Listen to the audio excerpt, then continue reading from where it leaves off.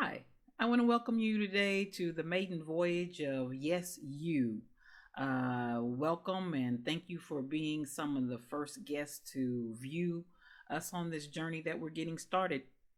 It'll be sponsored by myself, but we'll also have other presenters and people on that are being interviewed that kind of feed into the concept of what this podcast is all about.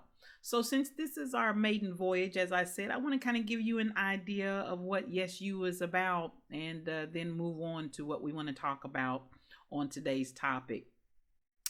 I am in this podcast and in the podcast to come, we'll be talking about uh, talking really to people that are already regenerated in their minds. I'm not the place if you're looking for somebody that's going to beat you down and tell you what you're not and the woe is me kind of make you feel bad and tear you down so I can build you back up. That's not the idea of what Yes You is about. Yes You, just like it says, is really about you. First and foremost, I want to inspire you to do something great because there's greatness in you, and that greatness isn't there just for nothing. It's designed for you to go forth and make an impact on the world. Whether that world is in your house with your family, that whether that world is in your community, whether that world is on your job or wherever your world encompasses, you can do something great in your world. Secondly, I want to always inspire you to know that you are enough. You are enough just the way you are, and we can always do some things to enhance ourselves. As far as, I mean, the same concept of what we do with our makeup, ladies, or men, what you do with your cologne when you put it on and go get groomed. It's an enhancement to what's already there, but you're not trying to change who you are to be somebody else because you, the way you are enough. So, again, this is for minds that are already regenerated. And the idea that we're going to speak more life, speak more encouragement, speak more positivity, speak more empowerment into you and into your world. That's the very design of Yes You. So, as I want to do, I want to kind of do some housekeeping here. I want to encourage you to know that although this is God centered, Yes You is going to deal with universal spiritual themes. Again, it's God centered, but we're designed to deal with universal spiritual themes. And the idea there is that we're going to create broader universal experiences. Again, by dealing with broader universal spiritual themes, it allows us to have broader universal experiences, hopefully together, because that's the whole idea involved here. We're not trying to continue the state of separation and division that so many isms and schisms have currently created and dominated in our world existence. But it's time to make a paradigm shift and make a change. Well, for that to happen, we're going to have to increase our universal experiences together, make it broader and more welcoming to all people. So that is the premise by which you're always going to experience Yes You. It is, again, God-centered. That's all I know. But at the same time, the thing that I know about God is that God is not in this little bitty space right here. God is bigger than anything and everything that we could begin to imagine. So Yes You is going to allow you that opportunity to really spread your wings and broaden yourself, broaden your mind, broaden your experiences, broaden your concepts. Because wherever you've got God in the box, God is bigger than the box. And as I always like to say, God made the box, so he surely is not in it. I also want you to, we want to grow what we're doing here. So I want you to subscribe to our channel here under energy and then look for the Yes You. Go ahead and ring that bell as well so you can get notifications and know whenever we've got new content out there. Again, it will not only be myself, but it will also be individuals that have the like-mindedness that we share in concept, to help build you up and to help build others up. So we want you to subscribe and click that bell for notifications. And then we would love it if you would just share, share, share. Share it with everybody that you can think of that can. I often talk about people that make your babies leap, from the biblical reference of when Elizabeth and Mary encountered one another, when Mary was pregnant with the baby Jesus, as the story goes, that the baby leaped at the point of that salutation, and they're coming together because they knew that they were carrying and about to birth something, both of them, that was about to change the very world in which they lived in. And so I'm always looking and experiencing people that make my baby leap. And that's what I'm always about, is finding those people that do that. So I want to encourage you, if you know some people that also they make your baby leap, by all means share this with them, and hopefully we're going to all leap together in this process. So again, we ask that you just share, share, share as much as you can. The idea here, even though we may cover all types of topics, we may have people from all different backgrounds and all different walks of life. The idea here is not for the purpose of having arguments and having people that want to. Now, I am very much open to broadening my horizons and my thoughts by listening and hearing diverse concepts and ideas. But again, the idea here is not for a place of debate so we can argue and see and try to prove who's right and who's wrong. I'm hoping that our experiences as we go farther in the world will be such that we begin to understand I don't have to agree with you 100% for us to walk together. I put it in this context. We don't have to see eye to eye to walk hand in hand. And I hope that, yes, you will be one of those things that will help to broaden that walk hand in hand experience. All of that being said, and as I begin to talk to the regenerated minds today, I want to deal with the concept at the very onset. Again, we are always saying and encouraging the concept that you, just the way you are, is enough. So I want to start today with the very basic concept and principle idea that I am exactly the way God created me. I am exactly the way God created me. With that thought in mind, I go back again to the Bible, and I may reference the Bible here and there, but it's not meant to be a biblical teaching.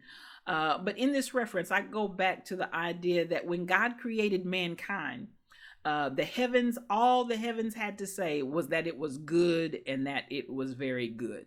So with that in mind, and again, we're talking to regenerated minds. You already know that God created you, and when God created you, he looked at you and said, hey, that's some good stuff I just made right there. That being said, I want to go and plant and really anchor in your mind, I exist right now the very way that God created me to be. I'm going to say that again. I am, and I exist right now the very way that God created me to be. Because one of the things that we are constantly battling is that I've got to be better. I've got to be better than. And unfortunately, that better than means that I'm comparing myself to something external to myself. And that already sets me up for a downfall, because being better than someone else has never been the intent of creation. All that creation has to do is be what it was created to be, and the rest just falls in line. And that's where I want to encourage the universe, everybody, go back to that place of just being. I am exactly what God created me to be. No more, no less. Don't try to make me be more. Don't try to make me be less. I'm exactly what he had in mind when he thought of me, when he created me, and the very thought of me from the foundation of the world. He looked at it and said, sheer perfection. I can't improve on that version of Regina anymore. So now let there be life. And so when I go back to that very basic principle, I can begin to breathe a sigh of relief that I no longer have to continue to try to be something better than I am. Again, I'm going back to my analogy that I spoke earlier. Yes, I may put on some makeup. I may put on this or that or the other to enhance the beauty of who I already am, to the beauty that I already have. But I also have the understanding that if I do, just like a lot of people are doing in the Take It Off Makeup Challenge, take all the makeup off, everything off. And if you're not comfortable with yourself just as you are, men, if you're not comfortable with yourself just the way you are without whatever enhancements that people look to and reach out for to try to make themselves look better, be better, whatever that case may be, if you're not comfortable with the stripped down version of yourself, then I need you to come back to this basic central square of thought. I am what God created me to be.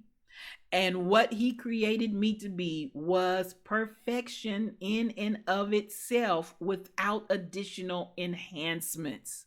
So I want you to begin to look at life. How did we start from the very beginning? Sometimes even our parents started in their parenting to try to make us better than someone else. Rather than the idea that I love you just the way that you are, we start looking at the Joneses, if you will. And unfortunately, our parents got caught in that trap, and their whole impetus was to always make us be better than. So we come out of the womb and immediately by the clothes that they put us in, or unfortunately for some, the clothes that they're not able to put us in. That begins to sculpt and define who we are and who we think we are. So for those that were the haves, I feel real good about myself, but the good that I feel about myself is really dictated to me by what I have on, what I can wear, the things that I can go out and look fashionably. Do I, as a 6-month-old baby, have $300 Nikes on my feet? Or was my mom, unfortunately, one of those that couldn't get the $600 Nikes, and maybe I was in the knockoffs? And mind you, at 6 months old, you don't know anything about that. But at 6 months old, your spirit that's in you, the spirit is fully mature. Let me deal with that concept. Your spirit is fully mature. The spirit of a baby is fully mature. That's why we have to pay attention to what we say to our babies, because even though they may be a baby in their body, their spirit is fully mature. So that fully mature spirit in that 6-month-old baby begins to identify, I'm less than because I don't have the $600. My environment is letting me know, oh my God, people are laughing when they look at me, so I must be in the knockoffs, or God forbid, I don't even have shoes. So we start going through all of those different developmental phases of life in not being comfortable with the idea I am exactly what God created me to be. And all of a sudden, we start trying to perform and be so that we can come up to par in the more than kind of world.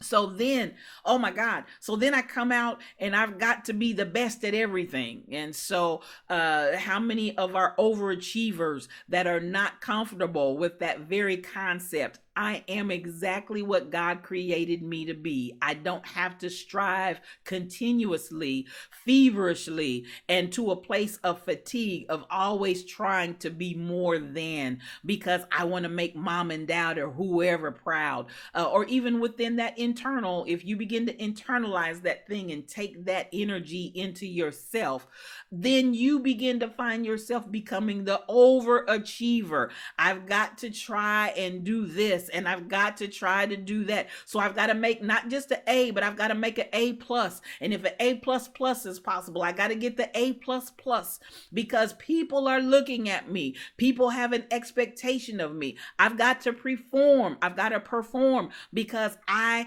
am not able to be at ease with the reality that I am exactly what God created me to be.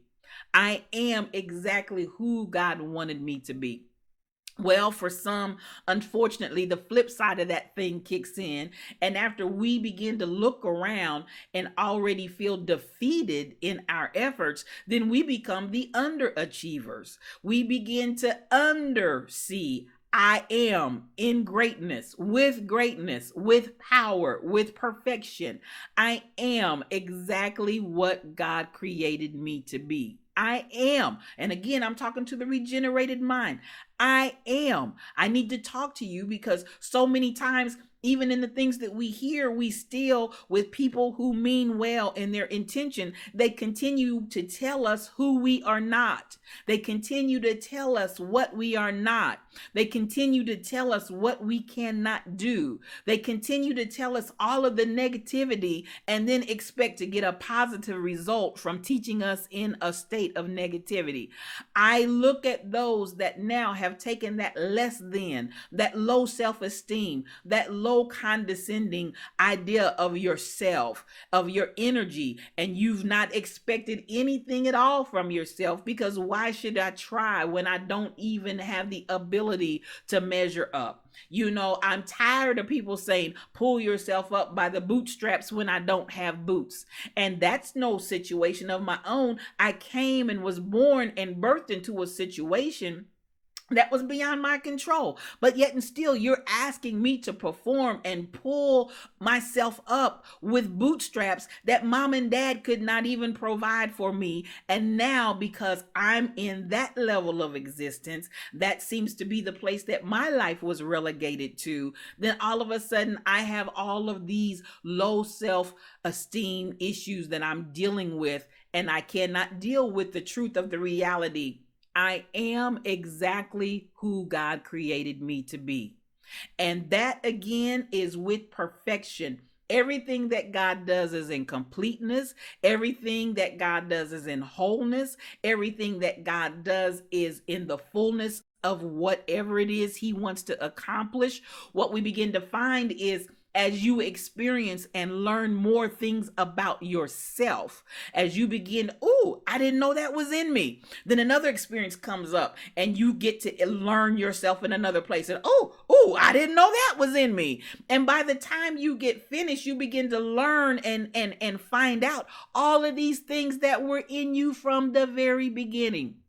I tell people all the time, listen, females, when you came into this world, you had all of the eggs that you were going to have. They were in you. You just had to mature and develop to a place where you could allow that egg to come forth and produce what it was intended to do. But that egg was in you from the time that sperm hit and you began to create and become a living soul. Everything that you needed, everything in your DNA was there. Everything in what was going to be created in who you are, it was there. Men, likewise, it was there. Everything that was ever intended to be you and who you are, it was there from the beginning. Matter of fact, can I back up? It was there when God thought of you. When you became a thought in God's mind, the fullness of you was there. And so as I begin to come back and realize in my existence, in my living, I can rest and stop all the struggle externally, trying to find this and trying to find that. That's really not what my existence is about. My existence is about going internal and finding this and finding that and the discovery of myself. And listen, I'm telling you, when you begin to really discover yourself, when you really discover who you are and what you have, you talk about liberation theology. That's when you become a living soul. That's when you begin to find the God in you, the God breath in you, the spirit, the pneuma, the life in you. That's when you begin to realize all that you are. And are you talking about this person and that person? No, I'm talking about you. Yes, you. I'm talking to you. It is in you. God is in you. The greatness is in you. The goodness is in you. The glory is in you. The genius is in you. All we need to do is to begin to look inward and start tapping into what God created me to be. I can have laughter. I can have joy. I can have peace when I begin to realize I am exactly what God created me to be. Why am I trying to create something as if I can create something better than what he already did? The creation of I am what God created me to be, I promise you, it's a masterpiece. It is an absolute masterpiece. You are a masterpiece. Yes, you. You are a masterpiece. You are all of that and then some. So as we come into these different places of beginning maybe to unlearn some of our behaviors, because even for me, I was too black. God created me to be who I am. I was too skinny. God created me to be who I am. I was, by so many people's standards, too ugly. I am created to be who God made me to be. So I had to unlearn a whole lot of things. And I'm not even going to begin. Yes, children are impressionable. So some things as a child, it was I absorbed it, if you will, even by osmosis. I began to absorb things that were really not even me. And I began to take on stuff that was really not even me. I wrote a poem, and in that poem, I said, yes, I became to be a conglomerate disorganization that was created by people, and then again compounded by me believing the lies, by me believing the untruths, by me believing the madness, and then I just compounded that thing and made it worse. So I begin to take on all of these ideas. So even in my concepts, as I begin to learn me, I begin to realize the fact that I was teased as a child and would not put on a pair of boots because my boots flapped, because my legs were so skinny, and people would say, "Oh, look at them toothpicks, look at them toothpicks, look at them toothpicks." And I was so embarrassed when I would wear my boots out because I had to deal with the laughing and be the brunt of people's laughter about my toothpicks coming up out of my boots. Now, as I've come into a place of understanding, I am exactly who God created me to be. I can put on some boots and I can strut those boots with all confidence, with all peace, with all satisfaction with my body form. And that is a big challenge, to just be completely satisfied and happy with my body form. Again, God made me to be who he created me to be. Some of us are now coming into a place where we're having to adjust our body form because in the wake of dealing with people laughing at us, talking about us, insecurities, or whatever the case may have been, we may have become emotional eaters. We may have whatever, fill in the blank with whatever it is that created our body form to be something other than what God created it to be, or vice versa. And at the same time, there are some of us, we didn't do any of that, and our bodies just turned out to be the way that they were. And at the end of the day, whether it's genetics, whether it's the way that my body metabolism metabolizes itself or does not, I am just who God created me to be. And if I can find my place of peace, if I can find my place of comfort with myself, and that's the key to life. When you really begin to find that place of comfort in your existence, that's when you begin to thrive. That's when you begin to see success. And listen, success is not measured by materialistic things, because there are a lot of people that have materialistic success, that have materialistic possessions, and at the end of the day, they are not happy with the concept, I am exactly who God created me to be. And consequently, what does that create?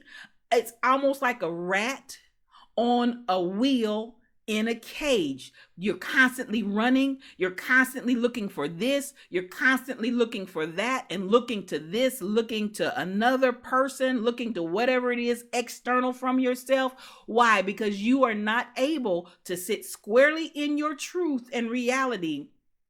I am exactly what God created me to be. Until you come into that place, and that really is, beloved, that's success. It's not whether or not I had 1,000,000 people that knew my name. It wasn't about the fame game. It is not. There are a lot of people that are famous that would like to go back to being obscure. I promise you. They're tired of the fame and would like to reverse that curse if they could. But it becomes a curse when you are not comfortable with being who you are. Because whether you have millions that know your name, 10 people that know your name, or nobody that knows your name, you have got to know your name. You have got to know who you are. You have got to know what you're about. You have got to, yes, you have got to be the one that defines whether or not you're happy with that or not. And I promise you, it's completely internal. It is not external. So I want you to come to that place where, just like me, yeah, I can strut my boots. Just like me, I can, whatever it is I want to wear, I don't have to be afraid of certain colors because somebody told me your complexion is too black to be wearing that. I know you didn't come out in some yellow. I just know you didn't. Well, listen, if I decide I want to wear canary yellow, I can wear canary yellow. If I decide I want to wear whatever color I want to put on my skin, I am completely happy because I'm pleased to know I am exactly who God created me to be. And with that, there's no limitation. With that, there's no restriction. The only restrictions that you have are the restrictions that you put on yourself. The only limitations that you have are the limitations that you put on yourself, because you are in sheer essence, the essence of God when he thought of you and said, this is who I want you to be. Again, I am who God created me to be.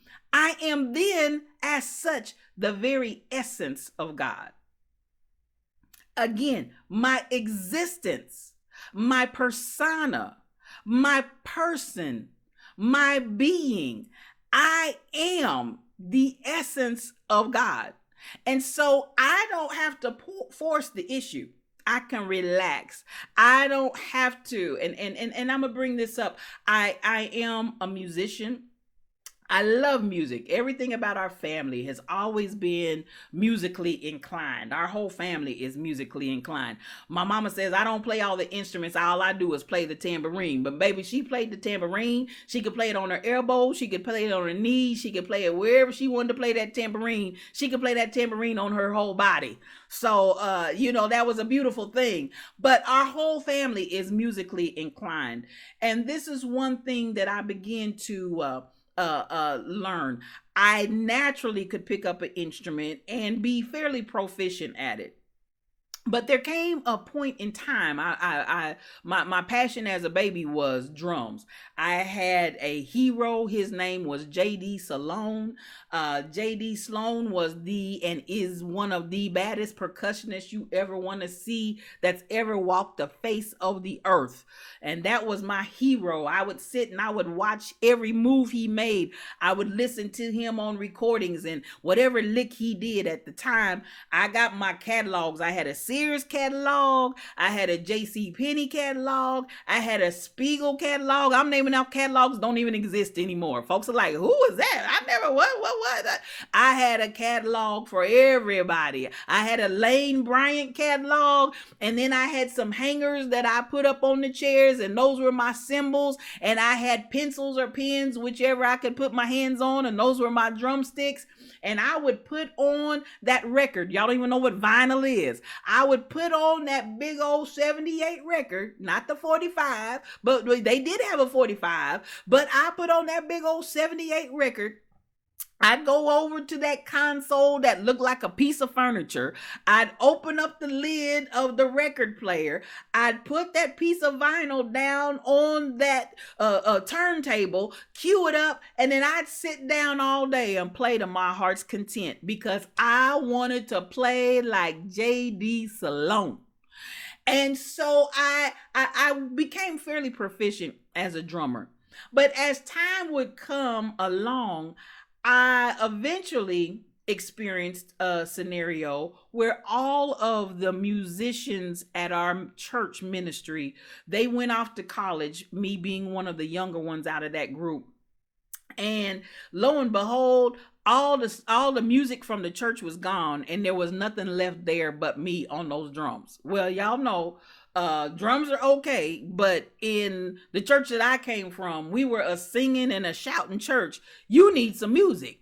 So I eventually got up my little nerve and I started sitting on, we had an organ, a little spinet organ. I would get on that organ and I would sit down, and they dealt with me in my folly until I learned to pretty much get a service through. I came up with my own style of playing because I had to stay in a key. And I was in a church where, listen, they didn't just sing in a key. They sang in all 12 of them.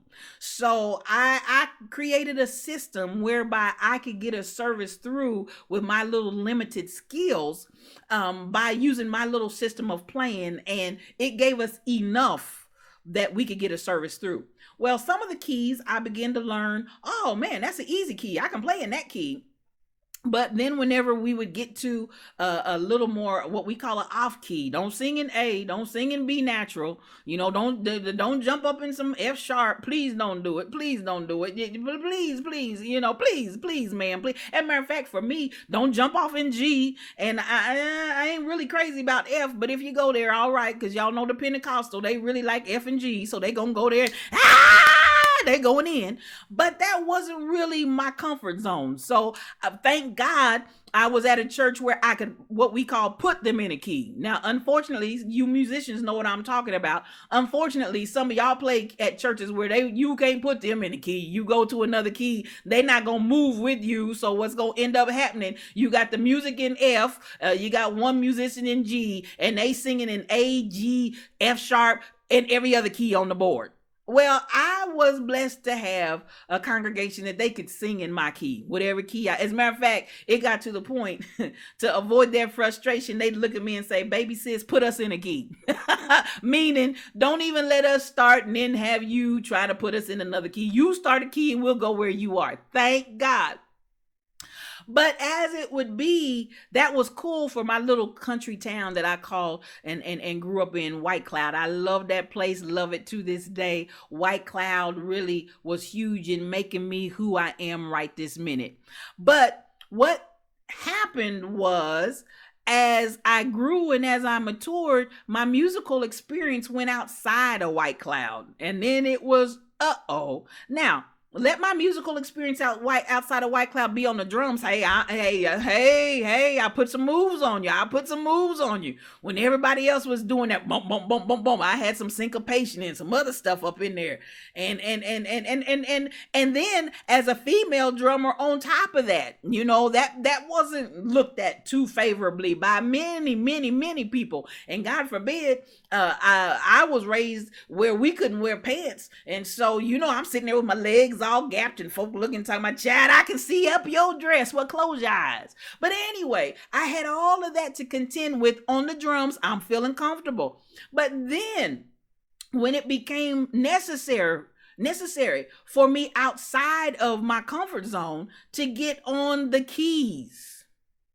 Because, we do one of those, don't worry about, okay, if the choir's used to playing with or singing with you, when you go where there's some better musicians, you get off the organ and let the better musician play. No, we were taught if you rehearsed with them, you play with them. Oh, Lord Jesus. So now we've come to a whole nother season of existence because you want me with my limited playing self. And again, because I'm not comfortable with who I am, that I am who God made me to be.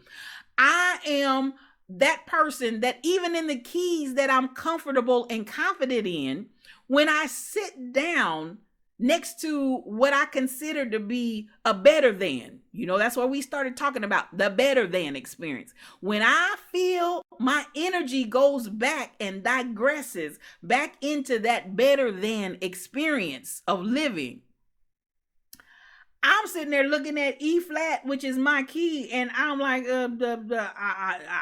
what key is it? Where do I go? I am absolutely clueless. C, D, E, I have no, I'm talking about a key I can play in. Why? Because suddenly, not because I don't know that key and not because I don't even know this song, but again, I have slipped out of I am who God created me to be. And I have moved into the less than energy of trying to be more than or feeling that I'm not enough. And so, yes, can I enhance? Can I practice? Can I rehearse? Absolutely. But the reality of it is when I lose consciousness, even to what I already know how to do, that is an indicator of something greater than I need to practice. That is a spirit of intimidation that I allow to creep on me that reduces my energy down to less than. I'm going to say that. I have now moved into a spirit or a realm or a level of energy of intimidation that reduces my energy from the reality I am what God created me to be. What God created me to be is comfortable in E flat. Then why am I looking at E flat like I have never seen a keyboard in my whole entire life's existence? Because I just slipped out of my energy of power and moved outside of who God created me to be.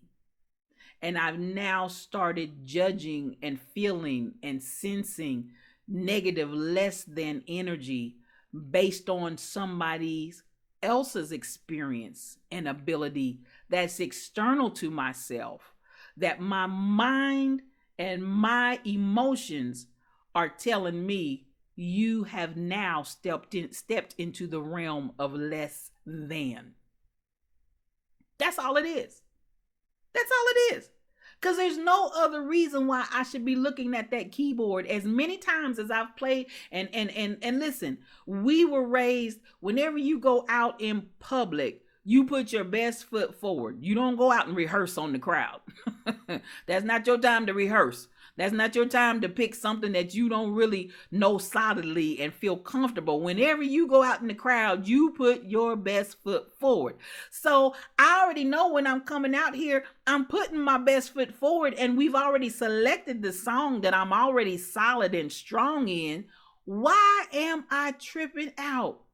Because if I'm not careful, I will allow myself to slip into a space outside of my square that I am exactly who God created me to be.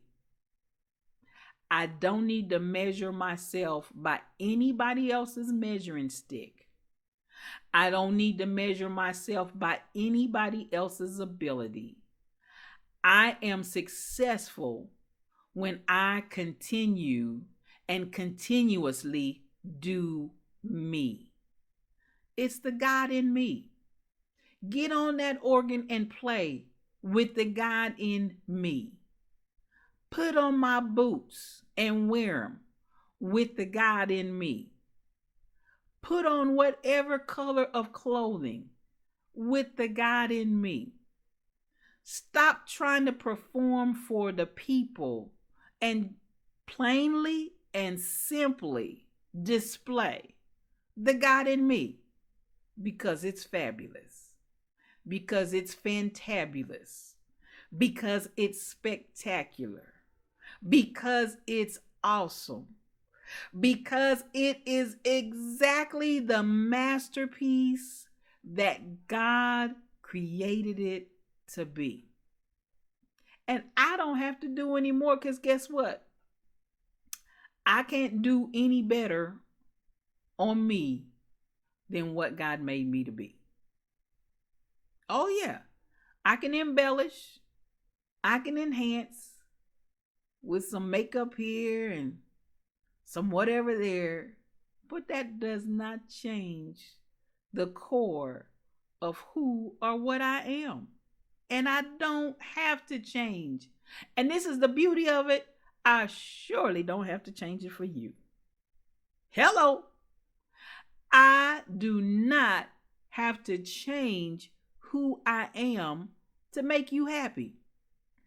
And if you are constantly still, as you've come into this regenerated mind, struggling with the expectations of people and trying to be and do and maneuver and be manipulated by people that dictate to you, oh yeah, and they'll give you ultimatums.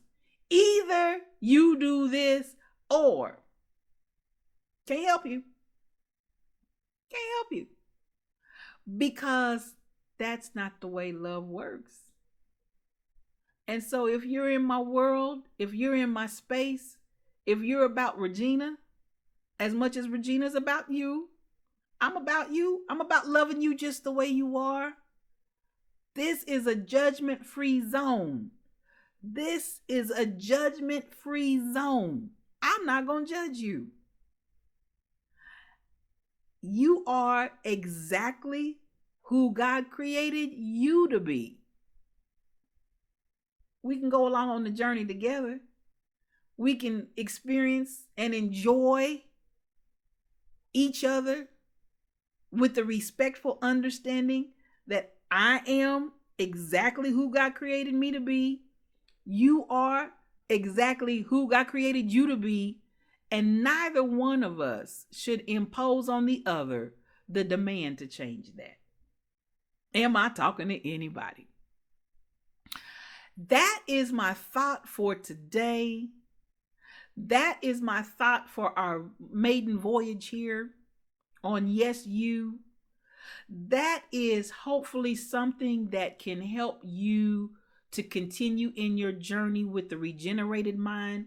Listen, stop hanging out with people that don't make your baby leap. Stop hanging. And you know what? I'm gonna leave that to you. You listen to your inner self as to where you need to be and with whom. I'm not even gonna make that a statement or declaration. Go inward and listen to your inner self. Go inward and listen to the God in you, and let the God in you identify. But I promise to you, how do I know? How do I know? I promise to you, when you get in the right places with the right times and the right people in the right scenarios, your baby will leap. How do I know what that is? I promise you, when it leaps, you will know it. You will know it. When that baby leaps, you will know it. When you hear it, when you smell it, when it speaks to any of your senses. And people talk about, oh, get out of your feelings, get out of your senses. Listen, your feelings and your senses are helping you to identify yes And no, get in your feelings. Get in your feelings. Stop disconnecting from who you are, because God gave you those senses and feelings so that you could identify when your baby is leaping. It's there to help you identify when you're in the presence of your baby. Turn those spidey senses on. Stop turning them off. Yes, you. I don't care how the Bible, according to some people's interpretation and preaching and teaching, has told you to listen. Don't do it. Turn those spidey senses on. We call it discernment. That's discerning energy. That energy has the ability to pick up what's on. That energy has the ability to pick up what is off. Get in your energy. Let it work for you. Let it help you come out of the stress and worry of trying to figure stuff out if you just turn it on. Somebody said, oh, God was speaking. God is always speaking. God is always speaking. Even in his silence, he's speaking. The thing is to turn on your ear to hear what he's saying. And even there, if you will, for those that can go here with me, I'm not even going to give it gender. God as a spirit. Turn your ear on to hear what God is saying. Turn your ear on. Get your miracle ear on to hear what God is saying. So I am exactly what God created me to be. That's awesome. That's powerful. That's liberty. That's liberation from bondage. Be happy. Be complete. Be whole. Be unbroken. Be all of that in a bag of chips. Now, in these last 10 minutes, I want to shift gears. And I'm going to do a little segment that I call random. And I encourage you to write in, text me, email me, whatever way you can get to me. Random. Because I'm a person that can be very random. A lot of my creativity, I get the inspiration from things that are random. And random things can start very randomly, and as I think on them and as I give it consideration, it can grow and really produce something. And then other times it's just for my own personal amusement. It doesn't produce a thing other than the fact that it was random. Today is probably going to be one of those, it doesn't produce a thing, but it was random. So my random thought today, as I stood brushing my teeth, I thought to myself, isn't it interesting that I always start brushing the same side of my teeth first every day? Oh. Every time I do it. If I do it 2-3 times a day. Every time I always, and I had to think about that, and I was like, I was just standing in the mirror, and I don't know why we feel like we have to look at ourselves in the mirror when we brush our teeth, but you know how we do. And then the other thing, random. Why do we have to run the water? Why does the water have to run for us to be able to brush the teeth? I don't know. It's some kind of combination there. It has to be that association. I gotta hear the water running for me to brush my teeth right. So I happen to have an electric toothbrush. But it doesn't matter, electric or not. When I get that toothbrush in my hand and I go through the same ritual all the time. Now I'm left-handed. But being left-handed, many of the lefties out there know they tried to switch us over they did not accept the fact that we were just what God created us to be. So they tried to recreate us. No, you don't do your left hand, you do your right. So what happened in that is that my left hand is dominant for writing and things like that. But when it comes to doing certain functions and activity type things, I do some of those with my right hand. Well, brushing my teeth happens to be one of those things that I do with my right hand.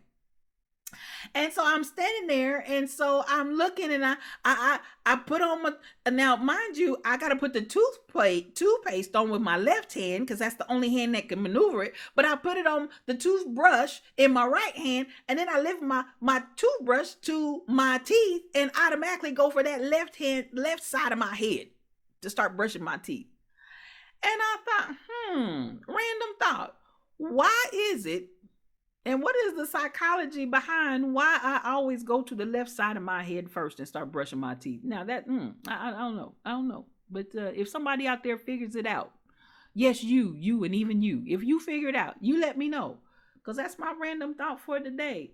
Why do I always faithfully and religiously start brushing my teeth from the left side and work over to the right side? Might be some psychology there. Somebody that's got some psychological training and understanding into the mind and how the mind works. And maybe it's just the logistics that I'm using my right hand. But I know a lot of people right-handed and start with their right side. So I don't know. That's my random thought for today. It's the thing that made me stand in the mirror this morning and say, why do I have to watch myself brush like I'm going to find the spot that I missed and see it in the mirror and then go get that spot? Why do I have to have the water running? And why, oh why do I always start and not in the front? I always start way in the back and come to the front. Did they teach us to do it that way when they were teaching hygiene in elementary school? I don't know. I don't know what happened.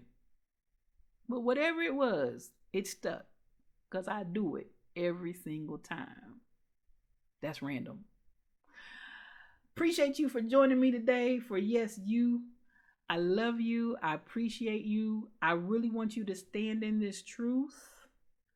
I am exactly what God created me to be. And I want you to live that thing to its fullest. Be blessed. Peace for your journey.